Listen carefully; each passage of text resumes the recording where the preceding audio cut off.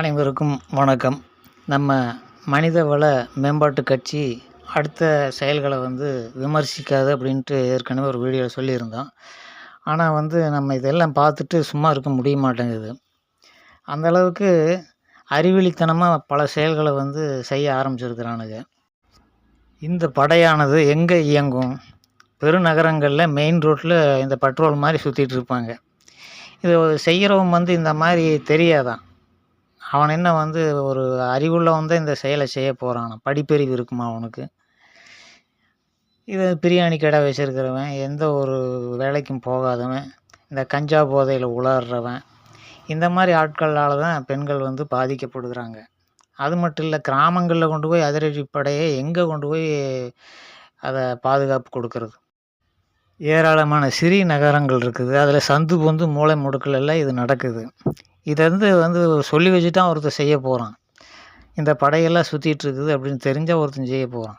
எப்போவோ தோணுது, அவன் உணர்வுனால மேற்பட்டு இந்த குடிகார தமிழகம் இருக்கிறதுனால அது எப்போ அவனுக்கு தோணுதோ அப்போ இந்த செயலில் திடீர்னு எதிர்பாராத விதமாக ஈடுபட்டுறான்.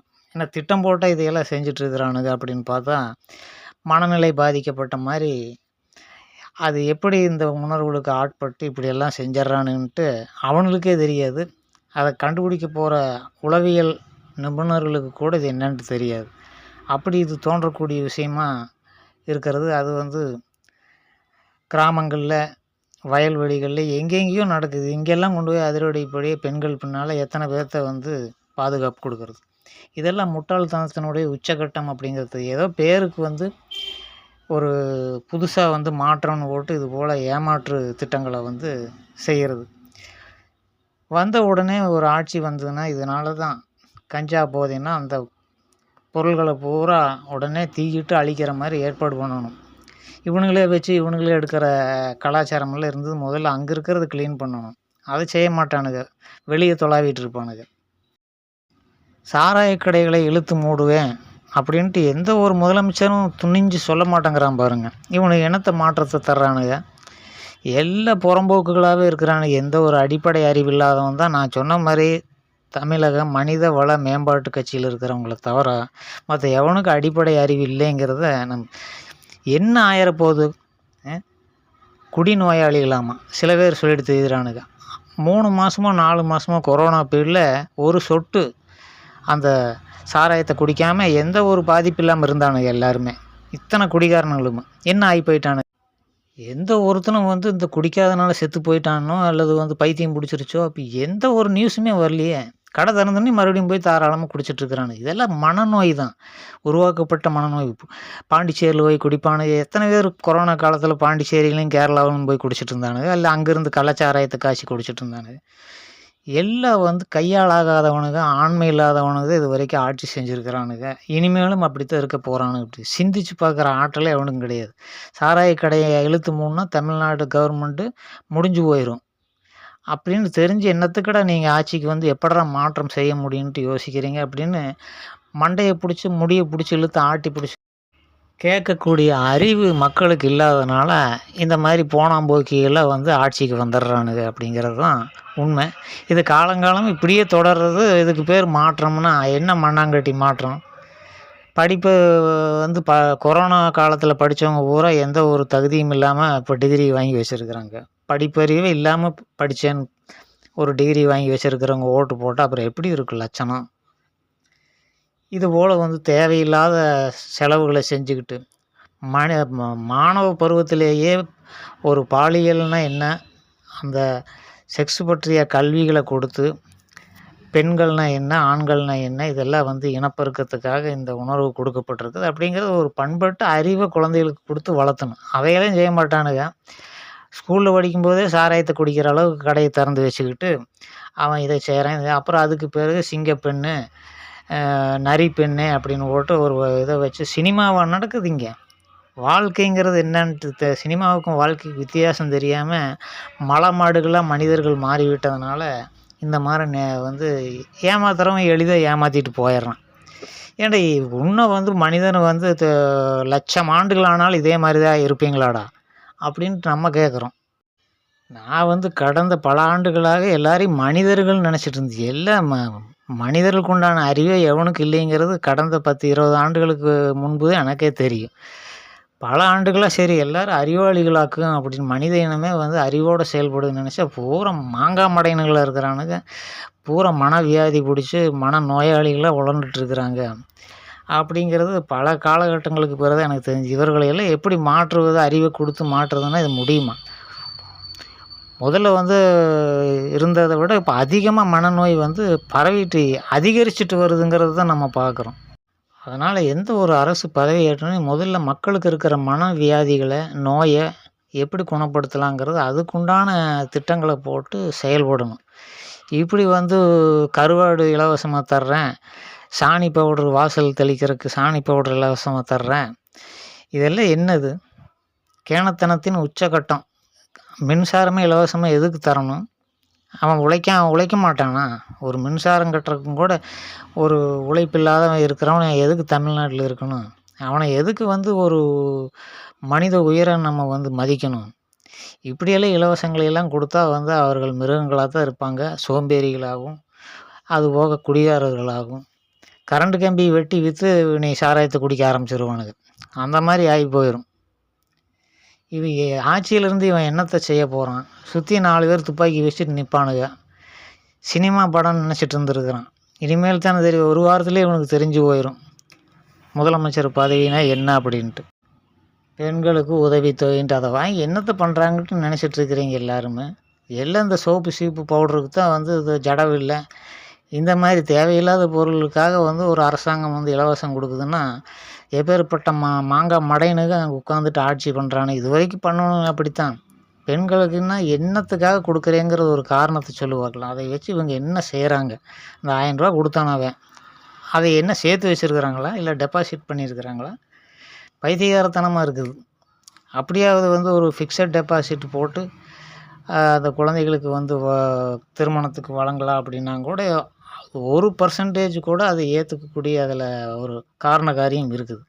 இந்த ரூ. 1000 வழங்குவதால் பெண்களுக்கு என்ன வளர்ச்சி ஏற்பட்டுரும்? அதனால அந்த 1000த்த வச்சு அவங்க என்ன செய்றாங்கன்ட்டு யாராவது யோசிச்சாங்களா? இப்படி தான் இருக்குது எல்லா திட்டங்களும் வந்து ஏமாற்றுகிறது. இவன் எதுக்காக ஆட்சி பண்ணி, என்னத்துக்காக ஆட்சி பண்றான்னே தெரியல.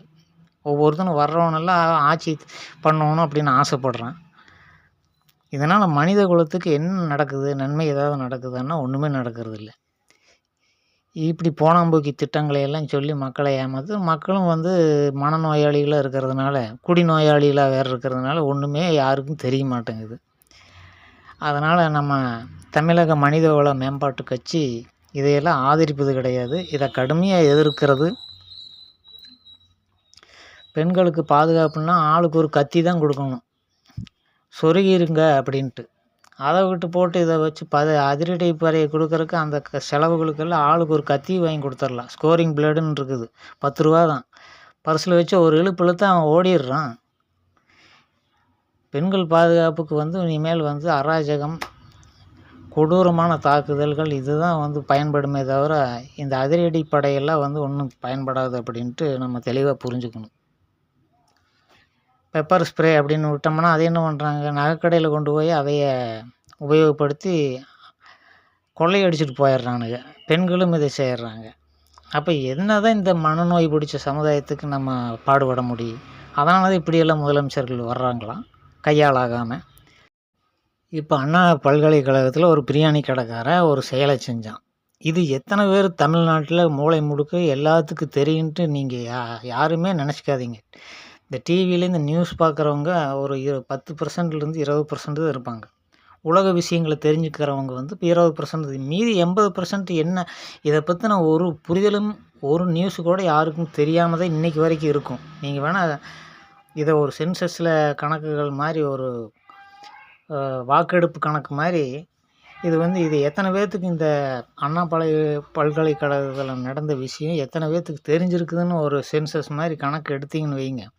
தெரிஞ்சு போயிரும். 80% பேர்த்துக்கு இப்படி ஒரு நிகழ்வு நடந்ததே தெரியாது. இப்படி ஒரு தண்டனை கொடுத்ததும் தெரியாது. எதுவும் தெரியாது.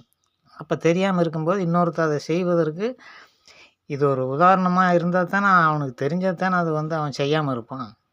இந்த விஷயமே யாருக்கு தெரியாம இருக்கிறதுனால அவன் செய்வான் புதுசா ஒருத்தன். இப்படித்தான் நிகழ்வுகள் வந்து தொடர்ந்து நடந்துருக்கு. இதுக்கு வந்து அந்த செய்தி வந்து சென்றடையுமன்னா செய்வது கிடையாது. இந்த தண்டனை கிடைத்தது ஒவ்வொருவரும் தமிழ்நாட்டில் இருக்கிற ஒவ்வொரு ஆண்களுக்கும் அது தெரியணும். அது எத்தனை பேருக்கு தெரியும்? 20% பேருக்கு தான் தெரியும். மீதி 80க்கு தெரியாது அப்படிங்கிறத நம்ம புரிஞ்சுக்கணும். வடக்கிலிருந்து வரக்கூடிய போதைப் பொருட்கள், கஞ்சா போன்ற சாராய குடியாரர்கள், இப்படி யார் யார் எல்லாம் வீதி எங்கே இருக்கிறாங்க, அக்கம் பக்கத்துலேயே இருக்கிறாங்க. எவன் இதை செய்கிறாங்கிறது திடீர்னு செய்வான்ட்டு எப்படி தெரியும்? அதிரடிப்படைக்கு வந்து பாதுகாப்பு கொடுக்கறக்கு. அடிப்படை முட்டாள்தனமாக இருக்குது. மனிதர்களை முதல்ல மனிதர்களாக மாற்றக்கூடிய திட்டங்களை போடணும். இதெல்லாம் வந்து 10 பைசாக்கு ஆகாது. இதெல்லாம் சொல்லி வச்சுட்டா செய்ய போகிறான். இங்கே நடக்குதுன்னு போட்டு உடனே அதிரடிப்படை அங்கே போய் அவனை அந்த பெண்ணை காப்பாற்றுறக்கு. இதெல்லாம் கேலி கூத்தான ஒரு செயலாக தான் நான் பார்க்குறேன். மனிதர்களுக்கு அறிவை மனிதம் அப்படின்னா என்னங்கிறத புரிய வச்சு குழந்தையிலேருந்து வளர்க்கணும்.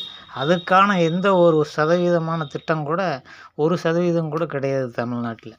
இதுவரைக்கும் அப்படி ஒரு முதல்லையாவது இந்த மாரல் சயின்ஸ் அப்படின்னு போட்டு கதைகளை சொல்லி நீதி கதைகளெல்லாம் சொல்லி பக்குவப்படுத்தினாங்க. எங்கள் காலத்துலலாம் அப்படி இருந்தது. அதனால தான் எங்களை போன்றவர்களெல்லாம் ஒழுக்க சீலர்களாக இருக்கிறோம். இதையும் கூட வந்து மறுப்பாங்க பல பேர். ஆனால் உண்மையிலுமே ஒழுக்க சீலர்களாகத்தான் அந்த காலத்தில் அந்த நீதி கதையை படித்தவங்க ஒருபோதும் தடம் பிறண்டு போக மாட்டாங்க. இந்த காலத்தில் அதெல்லாம் இல்லை. அப்படிங்கிறதுனால பல விஷயங்கள் வந்து அறியாமையில் செய்யப்படுது அப்படிங்கிறத புரிஞ்சுக்கிட்டு பள்ளிக்கூடமே போகாமல் கஞ்சா விற்றுட்ருக்கிறவனுக்கு என்ன தெரியும்?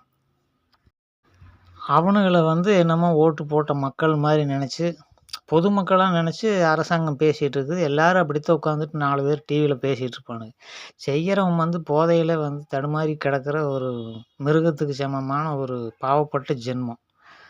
அதை பிடிச்சி கொண்டு போய் கடலில் போட்டு இங்கே இருக்கிறவங்கள பிடிச்சி பேசிகிட்டு இருந்தா இது என்ன இதையே வந்து முறை வச்சு செஞ்சிட்ருக்கிறானுங்களே நாட்டுக்குள்ளே. எவனோ 2 பேர் 3 பேர் வந்து இந்த போதையில் செய்கிறனால அதுக்கு காரணமான அந்த போதை கலாச்சாரத்தை தடுக்கணும். பள்ளிகள்லேயே இது வந்து வீடியோ எடுத்து பெண்கள் சாராயத்தை குடிக்கிற மாதிரி பண்ணி வச்சிட்ருக்கிறாங்க. அதையெல்லாம் கண்டுக்காமல் ஒரு அரசு இருக்குதுன்னா அப்புறம் என்ன மண்ணாங்கட்டி வந்து சமுதாயம் திருந்த போகுது. ஆக இந்த அதிரடிப்படை திட்டமெல்லாம் வந்து தண்டம் அப்படிங்கிறத தவிர நம்ம பார்வையில் வேறு ஒன்றும் இல்லை. இதெல்லாம் 10 பைசாவுக்கு உபயோகமாகுது. இந்த ஒரு குற்ற செயலை கூட இந்த அதிரடி படையால் தடுக்க முடியாது அப்படிங்கிறது தான் நிதர்சனமான உண்மை. இதுக்கு வந்து அனைவருக்கும் குழந்தையிலேருந்தே நல்ல ஒரு அறிவை புகட்டி வளர்த்தால் அன்றி இது போல் குற்றங்கள் வந்து தடுக்கவே முடியாது. இந்த குற்றங்கள் செய்கிறவங்களில் அரசாங்கத்தால் ஊக்கப்படுத்தப்பட்ட இந்த கஞ்சா வியாபாரிகள், சாராய கடையில் இருக்கிறவர்கள், என்னது அந்த சாராய கடைக்கு ஒட்டிய ஒரு இந்த என்ன சால்னா கடைன்னு சொல்லுவானுங்க, பார், அந்த பாரில் வேலை செய்கிறவனுங்க, இந்த மாதிரி களிசடை பயல்களால் இது நடக்கும்போது அந்த முதல்ல சாராய கடை இழுத்து மூடிட்டாலே களிசடை பயல்கள் பூரா ஒளிஞ்சு போயிடுவாங்க. தன்னை போல் வாழ்க்கை மேம்பட்டு போயிடும். அப்படிங்கிறத முதல்ல அதை சாராய கடை மூடுறதுக்கு இவனை ஏதாவது செய்வானா அப்படின்ட்டு நம்ம பார்க்கலாம். இதை பெண்கள் சிங்க பெண்கள்லாம் சேர்ந்து அதை கேட்கலாம்ல, அண்ணா கிட்ட உங்கள் நொண்ணா அதை செய்கிறானான்ட்டு பாருங்கள் முதல்ல. அதை செஞ்சுட்டாலே இந்த அதிரடி படையெல்லாம் தேவையில்லை. இதனால் உங்கள் பெண்களுக்கு ஒரு 10 பைசாவுக்கு பிரயோஜனம் கிடையாதுன்னு சொல்லிவிட்டு அடுத்த வீடியோவில் சந்திக்கிறேன். நன்றி.